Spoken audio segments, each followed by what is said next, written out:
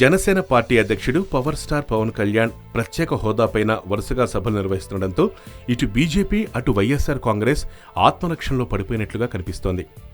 ప్రత్యేక హోదా ఇవ్వలేమని, దానికి కొన్ని సాంకేతిక సమస్యలు ఉన్నాయని బీజేపీ చెప్పింది. ఆ తర్వాత కాకినాడ సభలో పవన్ కళ్యాణ్ బీజేపీ మీద కూడా ఫైర్ అయ్యారు.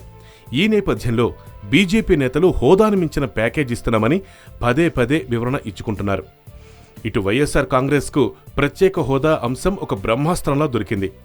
ఆ పార్టీకి తనకు మైలేజ్నిచ్చే ఈ అంశంలో పవన్ కళ్యాణ్తో పోటీ పట్టం జగన్కు తప్పడం లేదు.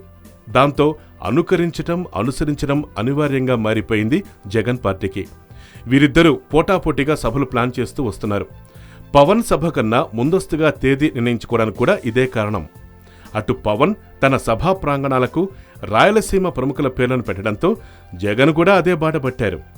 ఆంధ్రప్రదేశ్ రాష్ట్రానికి ప్రత్యేక హోదాను డిమాండ్ చేస్తూ విశాఖలో వైఎస్సార్ కాంగ్రెస్ తలపెట్టిన సభకు జై ఆంధ్రప్రదేశ్ పేరును పెట్టారు.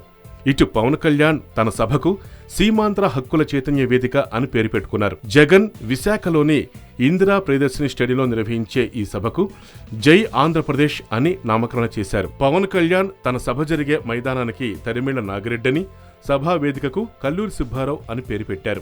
అటు జగన్ తన సభా ప్రాంగణానికి తెన్నేటి విశ్వం పేరు పెట్టారు.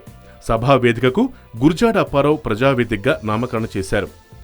వైఎస్సార్ కాంగ్రెస్ పార్టీ ఎంపీ విజయసాయిరెడ్డి, మాజీ మంత్రులు, సీనియర్ నేతలు బొత్స సత్యనారాయణ, మోపుదేవి వెంకటరమణ తదితరులు ఈ సభా ఏర్పాట్లను దగ్గరుండి చూస్తున్నారు.